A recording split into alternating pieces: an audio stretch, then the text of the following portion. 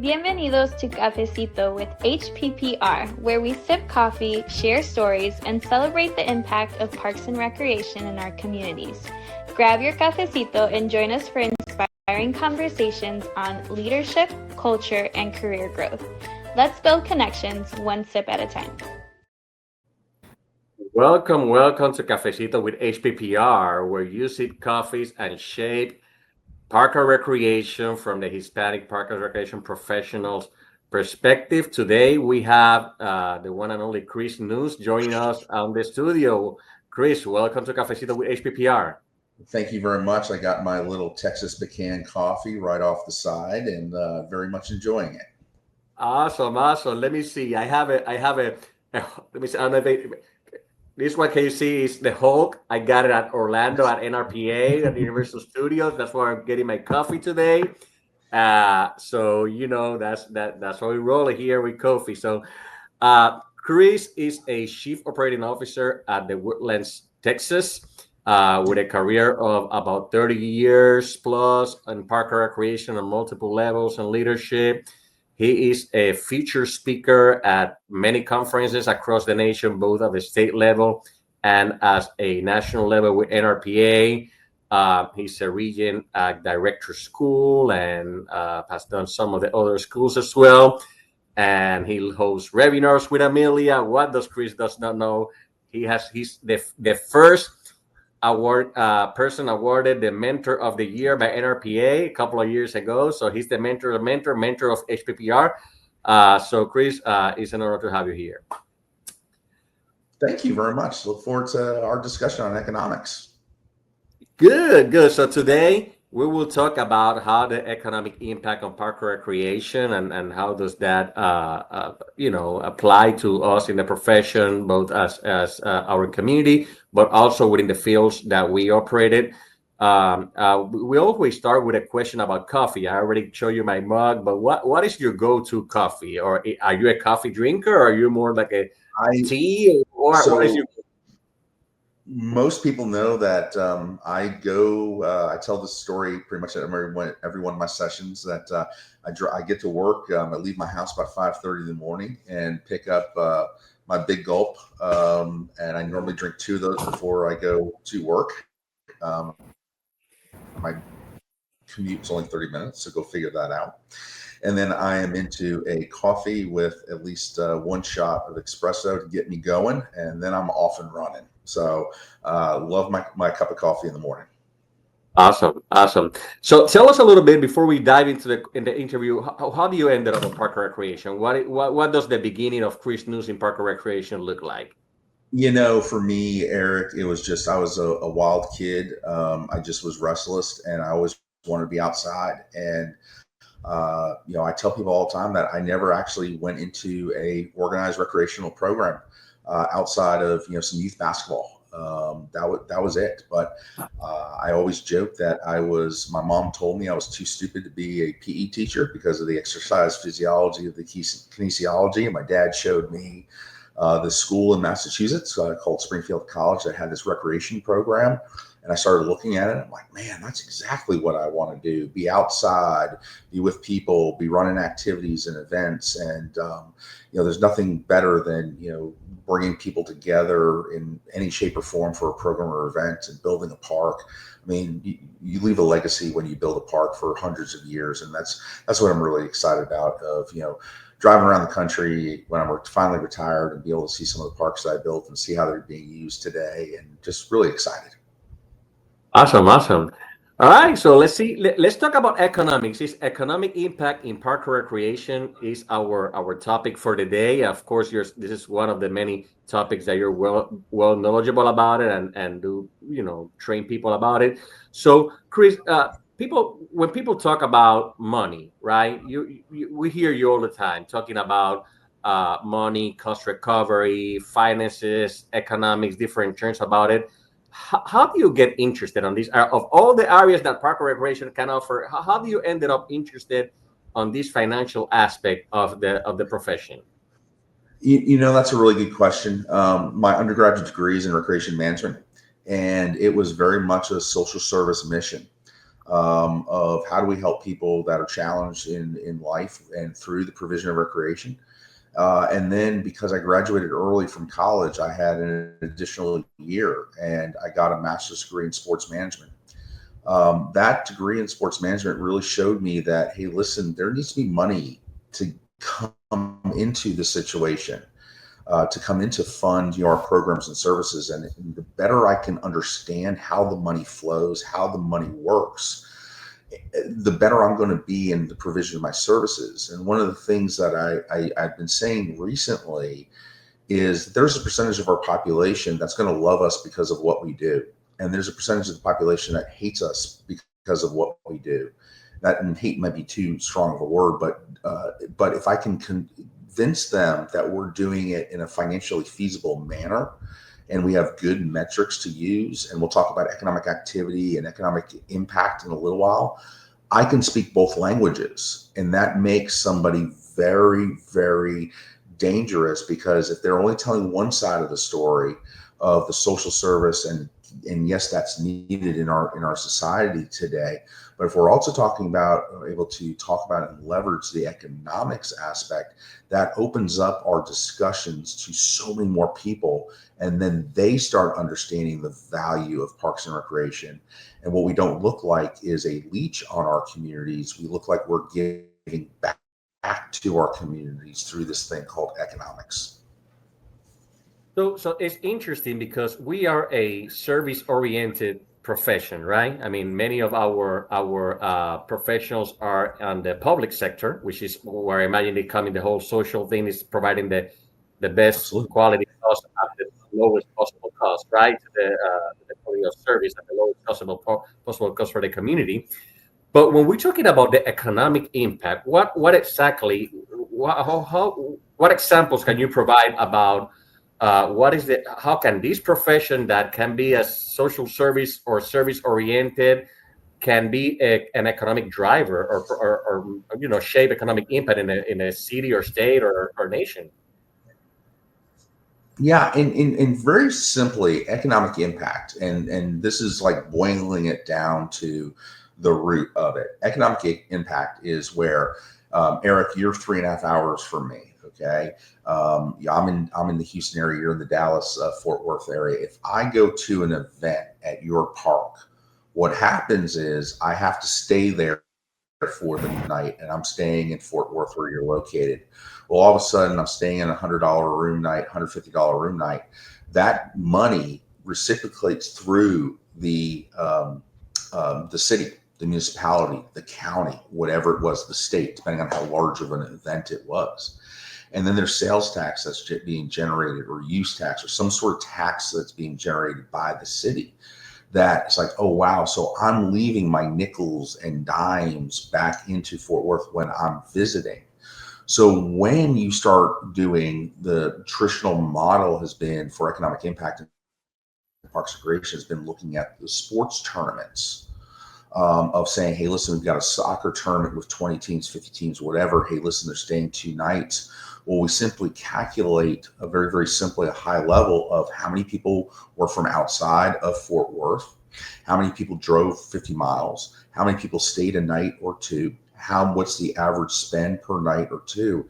And very simplistically, we can start developing an estimated spend in your community. But one of the things that I really want to, when we start talking about economic impact, really it's not just the sports tournaments. It's anything that's going to have what's called a change in activity. And one of the things my good friend, Kara Kish up in Loveland, Colorado, and she was in Indiana before, she built this mountain bike park. And it was about an hour and a half, 2 hours away from Chicago. And all the people from Chicago, went there. Those people from Chicago were dropping their money, dropping their nickels, dropping their dimes, spending the night. And that's one of the main reasons. So that why they developed that. I can tell you, when I was in this small town in Colorado, we had a disc golf course, and we would regularly bring people 80 miles away to us. And we literally at one point had more what's called stays and plays for our disc golf course than our regular golf course. So it doesn't have to be just that big sports tournament facility. It can be your disc golf course. It can be your trails. It can be your mountain bike trails. It can be some of us in our more rural areas. It could be your agricultural fairs. We can all calculate those things to really show that we're part of the economy of the community. We're not just taking away from the community because we're providing the summer camp program. We bring things into the situation as well. And there are so many different ways that you look at Parks and Recreation contribute to the economy. Once we already just talked about sports tourism and recreational tourism and those types of things, but there's even the things where there's this big narrative called the proximate principle. It's something that Dr. John Crompton from Texas A&M really leveraged about 20 years ago, and he identified that, hey, listen, if you live near a park and that park is well maintained, guess what? That park is probably going to be worth, not the park, the property is going to be worth a little bit more. And that's really important because all of a sudden that, say, for example, that $100,000 house is 5 miles away from the park, but now that park, that houses with that, is the fact that that extra $20,000, that delta of $20,000 is directly attributed to that park. Now, that creates additional property tax and that creates additional dollars. So we're, quote unquote, giving again. We're not just taking as Parks and Recreation, but we're giving as a result of that park. One of the cool things in our community over the course of the last 20 years that I've been here is we've measured that 3 times. And we found that every single house in our community through a survey that we looked at in 2011, it was about 16.6%. So that $100,000 house outside of our community is worth $100,016. In another round, we looked at 17.8%, and now it's up to 18.1%. And so when we multiply what's called the mill levy, is what you pay your taxes based on the actual valuation in the overall, all the properties, all the homes, all the commercial areas, we found that our parks operations group was generating $8 to $9 million in tax revenue. That's a lot of money. Okay. Right. And that we can go back to saying, hey, listen, this is what we provide. The other thing too is, we always say this, that, the trees near homes and why we want trees near homes or in the parks, because it adds additional value to the homes, not only the environmental impact or the stormwater impact, et cetera, that there's a true economic impact of those trees. I've seen studies that say for every dollar you spend on trees in and around a neighborhood, especially on what's called street trees, there's a 3-to-1 spend ratio, that $3 more. So again, I keep harping on this concept of we're adding value back into it. One of the things that I did not mention in my previous example of the economic impact of the sports tournament was when you look at all those dollars that are being generated and the sales that are being generated is, hey, listen, if you've got, a tournament and it generates, $500,000 of sales, $600,000 of sales, there's an equation that is available that basically says for every $67,000, $70,000, $80,000 of spend, one job is being created. Now, that's not a job, Eric, that you have or I have. It's the additional 5 hours for somebody at McDonald's, the additional 5 hours for somebody at Subway, the additional 5 hours. Yes, they're sales jobs and service jobs, but guess what? They're jobs. Okay. And so now not only can you say, here's how much taxes that we're bringing in, here's how much money we're bringing in that's being multiplied, but we also can use the concept of here's how many jobs we were bringing in. And I made a similar discussion at when I was in South Dakota last week, in Nebraska the week before, and I basically said to these small town communities, these were 10,000 person communities, 5,000 person communities, is saying, wouldn't you be a hero if you could say to your board of directors of, hey, listen, I know a business that contributes 5 or is going to bring 10 jobs into the community, they'll be all over it.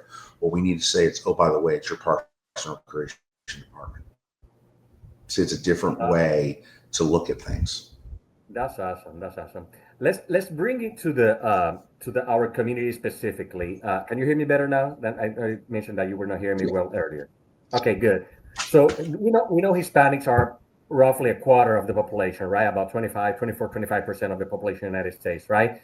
We're talking to people that are seeking to increase economic impact on their communities. What advice would you give? Let's say that you have professionals that have communities that have, let's say, a quarter of their community are Hispanics. How can they leverage the power of purchasing or their level of interest to drive economic impact, whether it's through jobs or through services, based on your experience? Well, I think as quote unquote the mentor guide of HPPR, you guys showed me a really unique movie, and it was called Flaming Hot. And they said, "Oh, this movie Flaming Hot is coming out, and it's about the guy who did the flaming Cheetos." And I watched it, and a lot of times I watched it from a different perspective, and I saw it quote unquote not as a story of the underdog, but a story of marketing and missed opportunities because Cheetos wasn't providing the service to a very large demographic in the community. Okay, the overall community, 24% is, Eric, as you said. And so I think that power that the Hispanic population has, just by virtue of sheer size, says we need to provide that services. And so what do these folks need? There's a whole another discussion about ability to pay and willingness to pay. And I know there's population in our communities do not have the ability to pay, but the willingness to pay is, are we providing relevant services to those respective communities? If we are providing relevant community services, they are willing to pay, they are willing to participate, et cetera, et cetera, et cetera. So I look at, we've got to continue to come up with those relevant services for this population, which will then result in dollars. Now we look at the quote unquote purchasing power of the Hispanic community, and I look at it in, with another lens that I work through right now. I'm running all the transportation for our community, and we are working on World Cup 2026. And one of the reasons why the World Cup got to Houston was because of our tremendous Hispanic population of multiple Latin American and South American countries. It's not just Mexicans, it's Hondurans, Guatemalans, and Salvadorians, and the entire mosaic that you have. And they support soccer, they support going there. I mean, it's not uncommon where we'll have El Salvador versus Honduras, a game at NRG Stadium, and it's 70, 80,000 pops. That's the power that the Hispanic community has. And that is the power to marketers that they have, because they know they have dollars and there's a willingness to spend the dollars on programs that are relevant to them. So in Parks and Recreation, how do we develop those programs and ensure that those programs are relevant to them as well? And as again, the relevancy is one of my favorite words. And I remember I was in one of my meetings and I heard my staff say it like 6 or 7 times over the course of like 45 minutes. I was like, yes, yes, yes, because the relevance, and then that produces good service, and that makes us think through their lens. That's a huge aspect, Eric. Think through their lens, not just your lens. Couple of more questions. Is there a way that policymakers or people that drive policies can better perhaps communicate or quantify the value of recreation to the the typical taxpayer?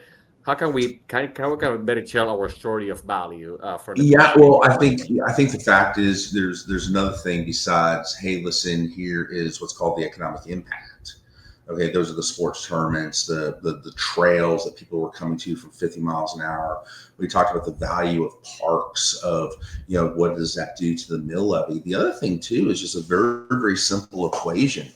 And all of us have programs and services that we offer that require our participants to buy cleats buy a t-shirt, buy shin guards, buy a bat. And that's really more what's called economic activity, not necessarily impact. So those dollars are just churning through your community. They're not new dollars being brought into the community. And so I really started studying that in our community. And I looked at, okay, how many kids are playing lacrosse, and how many kids are playing rugby, and how many kids are playing soccer and baseball that are quote unquote our programs. And I did a little tabulation and, found, about $2 million of that was being spent in our community on cleats. Okay. I mean, Eric, you're in Fort Worth, Academy Sports, right? Academy Sports does not exist, okay, in communities that do not have quote unquote good recreational programs or good youth sports or good areas to run, if that makes sense. Okay. And so you're the reason, okay, or excuse me, Parks and Recreation is part of the reason why Academy Sports is there, why Dick's Sports is there, why, fill in the blank Hackett. There's a Hackett Sports in rural communities that they exact communities. I did a little study for St. John's, Florida, last year, 18 months ago. And we found in their county about $6.5 million of economic activity as a result of their youth sports. Think about it, Eric. You have kids. I can't remember if your kids were playing baseball or something like that. Seeing on Facebook and that type of stuff. And I know at least once a season that you're going out to dinner just because you're too damn tired to cook. Well, that is part of the equation of having those programs. And so let's go on to that level of saying, hey, listen, we've got 1,000 kids. And even if those 1,000 kids go out one time a season with a family of 2, 3, or 4, whatever it might be, and it's $50, something very, very reasonable. Hell, they go to Chipotle, they go to McDonald's, or they go to Chili's, or whatever it is. And that's a $50 spend. Well, you do $50 times 1,000 families, you got some real money. And so you've got to tell those stories that it's a result. I can tell you, we used to have a restaurant, and the guy ended up folding it was bad business practices. It wasn't because there wasn't enough people going to the restaurant, but it was this restaurant called Mavericks, I think it was called. You go there between 6 o'clock, 5:30, and 9 o'clock at night, 9:30, and every kid was wearing cleats in that restaurant. Mm-hmm. That was one of those aha moments when you start stopping and staring and looking at things, and wow, they're wearing cleats. Wow, they just came from my fields. Wow, they just came from my ballpark. Wow, they just came from the mountain bike trails. They're doing it because you're enabling that activity that they enjoy, and now they're spending money, and it's just direct relationship to you. So we've got to figure out how to calculate those, and I've developed some tools from that standpoint. But again, let's tell both stories. Let's tell both sides of the story of, yes, we do help the kids. Yes, we do help the seniors. We provide the seniors, places for cognitive care, meal service, and that is so important to our communities. But also tell the story to the other side of the community who doesn't care, quote unquote, about that. Let's tell the economic story of Parks and Recreation, which is very poignant to one segment of our population. Yeah. All right. So what is the most valuable lesson that you have learned in the economics in park or recreation? You get it? What's the most valuable? I'll say this. Be somewhat conservative in your estimates. Don't overestimate things. Be conservative in your estimates of, whether it be the number of people who attended or how much they're spending. And that's one of the reasons why in my economic impact statements, I use what's called the GSA rates, which is the government service rates. So that's how much the federal government, if you were on travel, will provide you for a hotel night in or for the spend, because guess what? You can't argue with that number, and so it's something that you can stand up. I tell people all the time is when they're delivering numbers, you want to be able to stand up to not stand up in a negative way, but stand up and proud and be very, very comfortable that you've got data to back up the respective number of why you chose what number, and having the federal numbers is very, very interesting. And then I'm just trying to figure out how many people were there. That's it. So, Good. It's A times B times equals C equals D. And it becomes a very easy number. So again, be able to stand behind your numbers, use numbers, and be very conservative in your estimates, because I would rather be conservative in my estimates and then the true numbers are overshot in a positive than overemphasize the numbers and not have the true not have a true impact. And that's the difference between when we look, and we haven't even talked about this, I jokingly talk about Convention and Visitors Bureau math. They'll say a little 1,000-person community event has $20 million of economic impact, and there's no way that's true. We need to be very, very cautious with the numbers and understand how the numbers are developed. Awesome. That's great piece of advice that I will let our community with. I mean, this been insightful. This has been very, very helpful, very, very valuable lessons that we're learning from you. I appreciate your time, Chris. Anything else? Any last comment that you would like to let our viewers know? Anything else that you want to add? The only last thing I would say is start. The only thing I would say, Eric, is embrace this side of the discussion. Understand this discussion, monitor this side of the discussion, which will make you a better professional. Tracking. You cannot measure what you cannot track, right? Or you, Chris, where can people? That's exactly. I was about to use that. Where can people find you if they want to reach out to you? How can they get in contact with you? Sure, you guys can reach out to me at cnoons@thewoodlandstownship-tx.gov. That's my email. It is pretty much on nearly 24 hours a day, 7 days a week. Or hopefully, if you guys see me on the road, I've been in New Mexico, I've been in Nebraska, South Dakota, I'm going to Tennessee, I'm going to Colorado, all in the next 2 weeks. So I'm on the road a lot, but I just enjoy taking time out like this and talking all things Parks and Recreation. Well, as usual, it's a pleasure to talk to Chris. Thank you for everything that you do for our profession, for the Hispanic professionals in park recreation, and for the field of park recreation as a whole. It's truly a blessing to talk to you and have this opportunity. Thank you for your time, and I will chat to you next time. Thank you for joining us on this cafecito. We hope today's conversation gave you a little inspiration, connection, and community. If you want to learn more about how Hispanic professionals in park and recreation are making a difference and how you can get involved, visit us at hppr.online. Until next time, keep showing up, stay inspired, and don't forget to bring your whole self to the table. Nos vemos!